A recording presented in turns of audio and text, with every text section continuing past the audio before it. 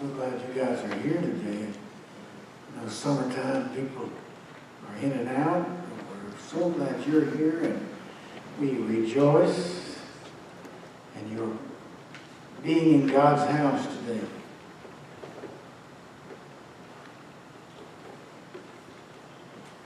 Amen. Look back. I'm singing. I don't know who's come in, but I look back and saw David right there.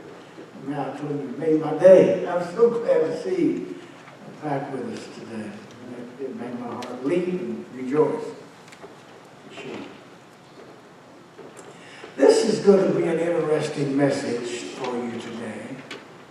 These are some thoughts that I had for the last couple of weeks that I tried to gather them together and put them out for you today, as Joan is so kind to help me get these things where we can enjoy looking at it and looking at it later as well. I didn't know what else to call it, so I just called it the Theology of the Few. Remnant Theology, and I'll explain that, can be seen throughout the Scriptures. Not the majorities or the masses, but there's a lot in the Bible that has to do with the few. And for this church that has a small congregation that's trying to rebuild, it really speaks to us. Maybe I'll say it this way. We are a remnant here, right? This church is 40 plus years old. People have come and gone. People have passed away. As I said, they didn't mean to. They didn't want to, but they passed on to be with the Lord. And so we see ourselves here this morning as a remnant of a church that's been here for many years, where people have come and some have gone on to be with the Lord, and some moved to other cities even that are still serving the Lord as well. And you know, I've quoted to you numerous times the Lord saying that where 2 or 3 are gathered in my name, there will I be in the midst of them. How many are glad that we're small in number, but God is with us? We're not really glad that we're small in number, but we're really glad that even though we are small in number, God had promised to be with us. Now, some of these things are interesting, and I hope you find this something to ponder. This message is sort of a message to ponder over a period of time. In Matthew 7, verse 13 and 14, he says, "Enter ye in at the strait gate, for wide is the gate, and broad is the way that leadeth to destruction," disaster or ruin. "Many there be which go therein," he says. But then he says in verse 14, "Because strait is the gate, and narrow is the way that leadeth unto life, few be there that find it." Hello? Pretty interesting, don't you think? And, you know, the Lord tells us the gate of Christian discipleship is narrow and maybe a little difficult, but it leads to abundant life. How many are glad you found that gate? You found that narrow way.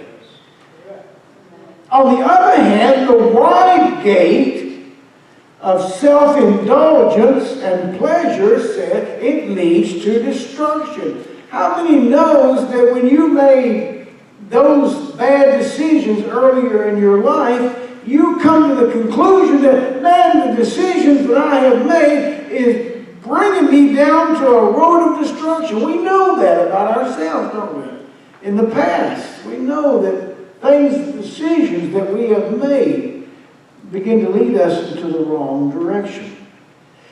This scripture tells us there are 2 roads and 2 destinies. We have a wide gate, a broad way that leads to destruction. We have a straight is the gate and narrow is the way that leads to life. Someone said if you choose the broad way, you'll have plenty of company. I believe that's true. But when you go to Matthew 20:16, it's kind of interesting as well. So the last shall be first, and the first shall be last. For many are be called, but few are chosen. And verse 14, for many are called, but few are chosen. Just interesting passage of whether it is 20:16 or 22:14. Speaks of many are called, few are chosen. Some people have paraphrased that to mean something different and said, many are cold and a few are frozen. In some of our congregations, I'm sure there are people that would be described that way. Perhaps. But Jesus says, straight is the gate. The gate and the way is Jesus. He is the way. In John 14:6, he said, I am the way, the truth, and the life. Amen. It's just true. The broad way proclaims that people trying to do it their way. The broad way is self-determination or self-determinism or various false religions of the world. Or maybe we can do it like a famous singer. Frank Sinatra said, I did it my way. Well, there's going to be a lot of people standing before God saying, well, I did it my way. And he said, well, that wasn't the right way. Jesus is the way, the truth, and the life. He may have been a good singer, but he had bad theology in that respect. It's interesting, not in your notes, but in John 10:1, Jesus said, he says that he who enters not by the door, which he is the door, he who enters not by the door into the sheepfold, but climbs up some other way, is a thief and a robber. Think about that. John 10:1. Jesus said, he who enters not by the door, and of course you know, he is the door. He is the way. He is the gate. He is the path. He who enters not by the door into the sheepfold, but climbs up some other way, other than Christ, other than the cross. There's all kinds of religions of the world, isms of all sorts. Rosicrucianism. How many's ever heard of Rosicrucianism? It's just another religion. There's so many, it'd take all day here for us to name all the people that claim to have all these different religions of the world. Swedish Mormonism is another one. And these are just crazy among thousands of ways. People are trying to find another way. And Jesus says, I am the way. Straight is the gate. Broad is the way that leads to destruction. Now, for our curiosity and interest as we go through our notes, remnant theology can be seen, like I said, throughout the Scriptures. What we say by remnant theology, the simplest way to give an explanation of that is this.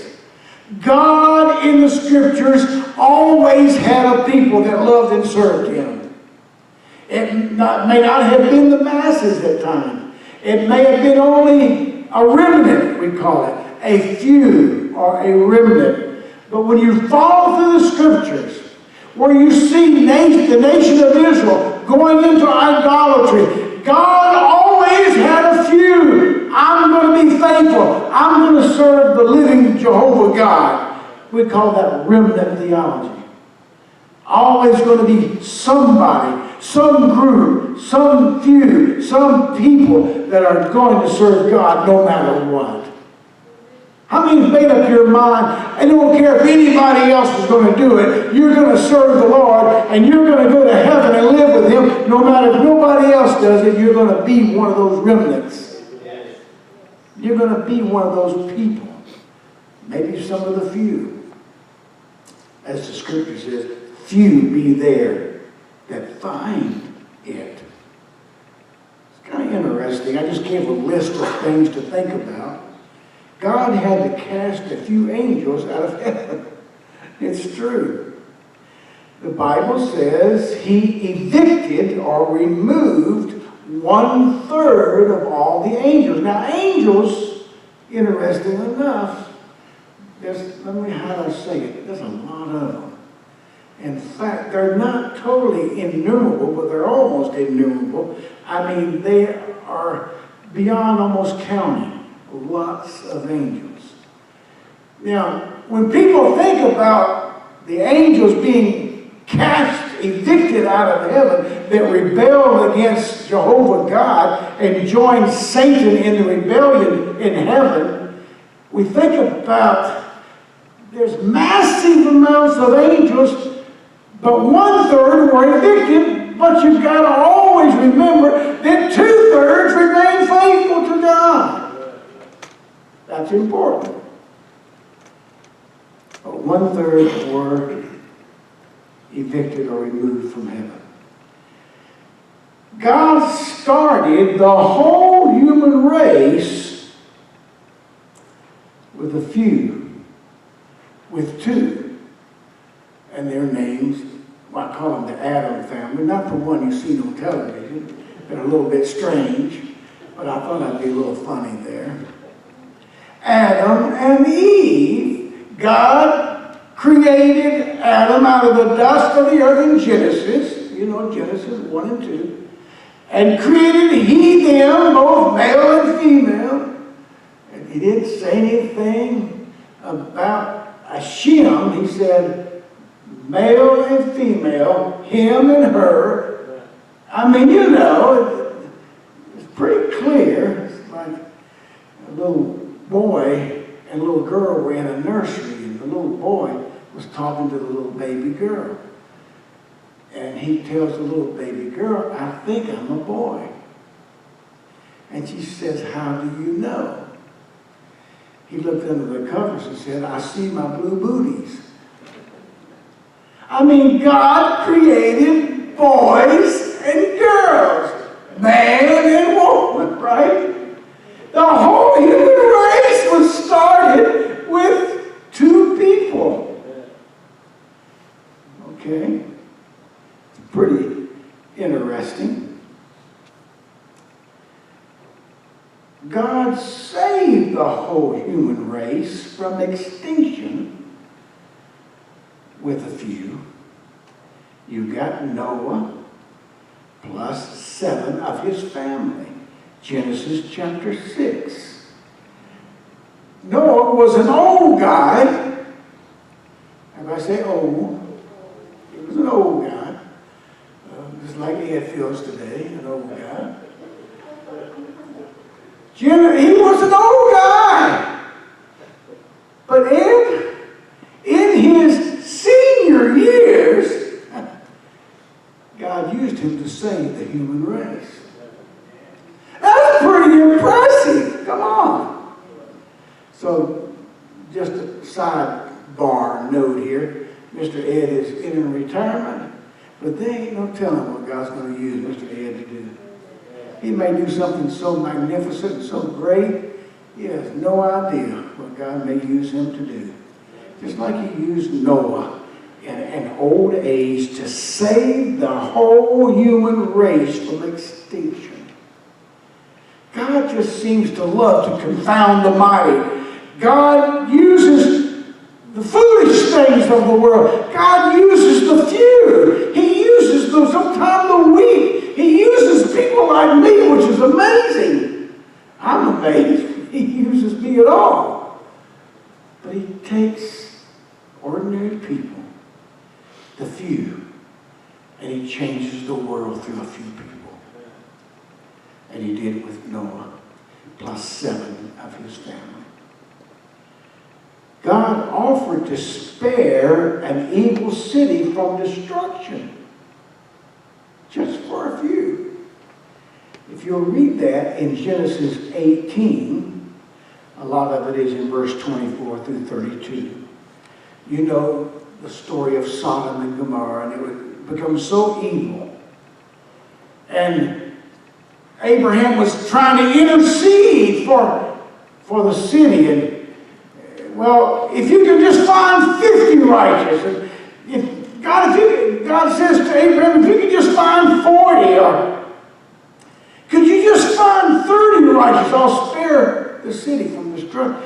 And then it got down, well, if you can just find 10, the few. Are you with me? And even that wasn't possible. And they ran from the city as destruction and judgment came upon Sodom. But God offered to spare. I'm going to tell you one thing. The Christians ought to be appreciated in this country, in this world. Because people don't have any idea they're the ones holding things together. I'm telling you right now, Christianity is being maligned and made fun of here in America right now. But these people that are making fun of Christians need to be thanking God for the Christians, because they're what's holding everything together. And man, I'm going to tell you, you don't want to be here when the Christians are taken out of this world in the rapture. You don't want to be here. It ain't going to be a nice place to be. Man, that is a fact. God promised to make a great nation from the seed of a few, or particularly the promised child of Isaac from Abraham and Sarah. Genesis chapter 12, 1 through 7. Some of the verses there concerning it. We call that the Abrahamic covenant. God promised to make a great nation as the seas of the sands of the seas of the world. He promised to bring forth a great nation from the seed of Isaac. The Abrahamic covenant. And it was just Abraham. And then when you think about the reference being made back to these patriarchs, that's who they are, the patriarchs.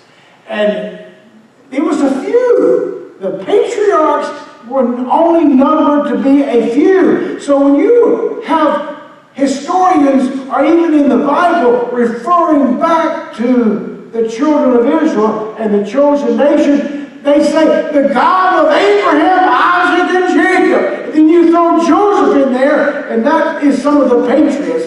Very few. Come on. Few.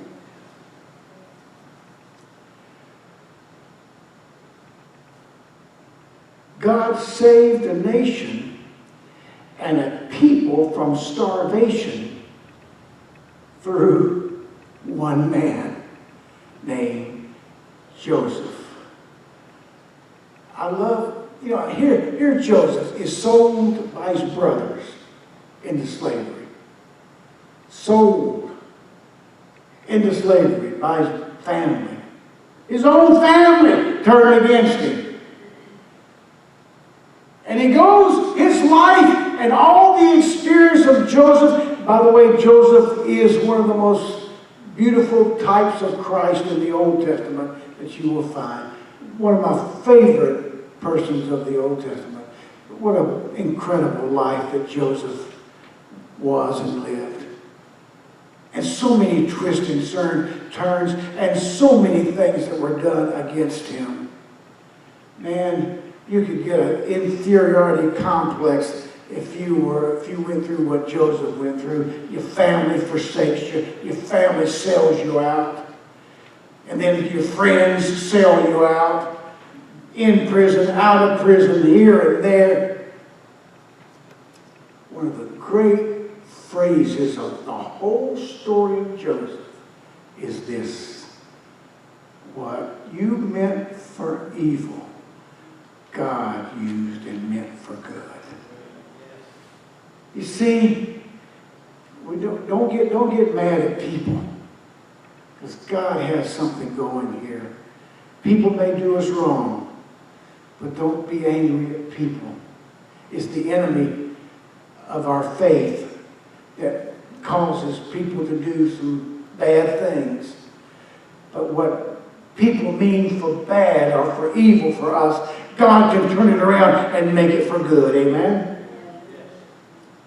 So, God saved a nation and a people from starvation, because Joseph finally was in a place of authority, and he was able to save his people from starvation, because God put him in a place of authority and government, and he was able to supply all the food that was needed for his family and for the people of God. Let me tell you, God can take a person, a few, and can change the world. Come on. God delivered a nation from bondage and captivity with a few. Moses, Aaron, God used them in the great Exodus, we call it, from captivity of Egypt, and delivered an entire nation. Sometimes, do you feel like that you're just a person, just one? What can one person do? What difference can one person make? Well, God used Moses and Aaron to bring deliverance from bondage and captivity from just two people, and predominantly Moses to start with. God gave a few commandments to govern the people of the covenant. The Jewish people, God had a plan to govern them, for they could have some way to live and a way to preserve the people of God, the people of the covenant. And he come up with just a few commandments. And how do you know how many there were? Just 10, right? Do you know later on what the Jewish people did? They turned these 10 into 1,010. We used to call this place here, our United States, over the last number of years ago, Regulation Nation. I mean, there were so many regulations being put into place, it was stifling business. And one of the things that's happened in recent years, somebody thought, hey, we need to get rid of some regulations so we can have business to flourish. And that seems like what's happened in recent times. There's been some easing up on regulations and has made business more profitable. But 10 commandments out of the book of Leviticus. God gave these few commandments. Now let me tell you this now. If I say 10, now 10 is not that many. I mean, it's not much, is it? 10. I mean, ever tried to read the directions on putting a grill together? I mean, come on! You gotta be a George Tech engineer to figure it out. God is so incredible. He comes up with 10 little commandments. You know what? All the laws of the Western world, all the laws of the Western world are based on the 10 commandments. All civil law, everything that we know in the Western world is based on the 10. Do a little research on that. It's amazing. God gave a few commandments to govern the people of the covenant. Just a few. a divine plan for atonement of the people's sin. He had one tribe called the Levitical tribe with a priesthood, a few priests from the Levitical tribe, and they were to make atonement for the people and their sins every year. It was just God's divine plan. And of course, it was all the foreshadowing of Christ to die on the cross for our sins. A divine plan from one tribe of all the tribes and a few priests, and a divine plan for atonement for the people that Jesus would fulfill. Now, get on down the list here. God used one man and one stone to take down a giant that terrorized an entire army. Come on, an entire army was shaking and hiding behind whatever they could hide behind, because this one giant, Goliath, had terrorized an entire army of Israel. God only needed one man. They picked 5 stones, but only needed one. And everybody says he got 5 because Goliath may have had 4 brothers. So he got 4 more rocks just to be sure, right? But it was one man with one stone to take down this giant that terrorized an entire army. 1 Samuel 17, you may want to read the story. It's just interesting how God, isn't God amazing how He does stuff? He takes one man with one stone and takes care of a giant that was terrorizing. God promised a new land for a new nation, and only a few, everybody said few. Now, of those who left Egypt, of the great Exodus, those who left Egypt to enter into the promised land, and there was only 2 that made it from the original that left. The rest of them perished and died eventually in the wilderness. 40 years. But it was 2. Joshua and Caleb. Just 2. Everybody say few. Because it was just 2. Because it was few. Okay. Are you getting the drift of this now? Is this something interesting to ponder a little bit? Now, Gideon had to go out and do battle. Man, he was so excited. He had 30,000 soldiers ready to go. When you're going out to do battle and you're doing a big battle against a big opponent, the more soldiers you have, you would think is the best way to go, right? As many as possible. If you're going to go do a battle, he had 30,000. And God said, no, it's too many. And we know the story in Judges chapter 7. God kept whittling them down. They went and drank water, and the army kept getting smaller. And it went down from 30,000 to 300, Randy. 30,000 to 300. How many knows that God is very interesting what He does and how He does it? The few. God provided forgiveness and a plan of salvation. John 3:16, for God so loved the world, you know it. But only a few will receive it. Matthew 7:14. Few will find it. Few will walk in it. God sent the Holy Spirit on the day of Pentecost.